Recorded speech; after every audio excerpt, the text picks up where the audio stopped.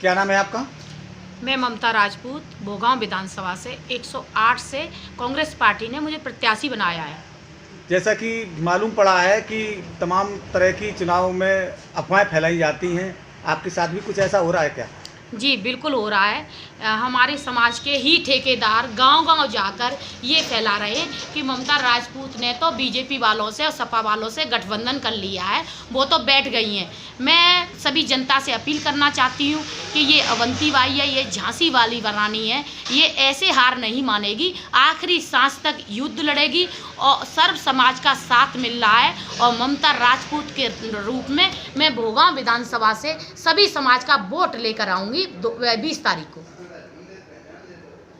मेरे बस्ते भी तैयार हैं और आप देख सकते हो बस्ते मेरे बंटने जा रहे हैं और मेरी टीम एक एक करके गांव में जा रही है और सभी 451 बूथ हैं और मेरे 451 पूरे बूथों पे बस्ते लगेंगे और मेरे बस्ते लगने जा रहे हैं। और साथ ही मैं गांव-गांव जाकर जहां अफवाह फैला रहे हैं, मैं गांव-गांव जाकर घर घर वोट मांग रही हूं। जनता समझ रही है कि एक महिला को, सिर्फ महिला के लिए ये सब इकट्ठे हुए हैं कि ये महिला आगे न बढ़ पाए, लेकिन आप विश्वास करिए, आप जनता जनार्दन होती है और मुझे पता है सर्व समाज मेरे साथ है और ममता राजपूत के रूप में उन्हें यहाँ से समर्थन पूर्ण मिलेगा। और 2 मंत्री हैं और वो विरोधी हैं मेरे, तो वो मेरे इस प्रचार से सर्व जनता का समाज है वो मुझे वोट मिल रहा है, इससे घबरा गए हैं और बौखलाहट में ये बात फैला रहे हैं कि ममता राजपूत बैठ गई हैं और वो घर घर जाकर ये फैला रहे हैं। लेकिन मैं पुनः अपील करती हूँ कि मैं बैठने वाली नहीं हूँ। अभी भी मेरी गाड़ियाँ प्रचार के लिए जा रही हैं और बस्ते बांटे जा रहे हैं गाँव-गाँव जाकर। विरोधियों का क्या काम होता है? विरोधियों का काम सिर्फ अफवाह फैलाना होता है। जो प्रत्याशी जीत रहा होता है उसको परास्त करने के लिए तरह तरह के हथकंडे अपनाए जा रहे हैं। पंडितों से पूछा जा रहा है कि इस ममता राजपूत को कैसे रोकें। पंडितों के पास भी कोई मंत्र नहीं बचा है, तो 2 मंत्रियों के पास सिर्फ एक मंत्र बचा है कि ममता राजपूत बैठ चुकी है, उसने समझौता कर लिया है। ये लोधियों का खून है, गोली सीने पे खाते हैं, ये आंखें बंद करके पीछे नहीं भागने वाले हैं। आप देखना, ममता राजपूत जीत के आ रही हैं और ममता राजपूत जीत रही है। क्या नाम है आपका? मेरा नाम रघुराज सिंह पाल। मैं भोगांव विधानसभा पर हाई कमान से कोऑर्डिनेटर बन के आया हूँ। मैंने ये देखा कि 3 दिन बेबर शहर में भी, मोटा रोड पर भी और गांव-गांव दौरा किया है। जैसा कि जो विरोधी पार्टियां हैं जो अफवाहें फैला रही हैं वो बिल्कुल गलत है, वो निराधार है।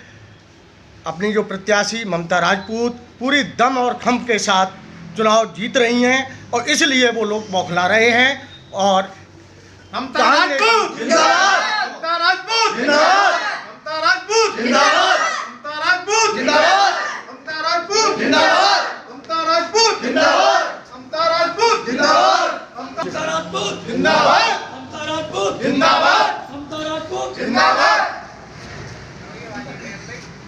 कोऑर्डिनेटर साहब, आप काफ़ी समय से ममता जी के साथ चुनाव कार्यालय पर हैं, आपने क्षेत्र का दौरा भी किया होगा, तो किन किन लोगों का और किन किन मुद्दों पर इनको वोट मिल रहा है?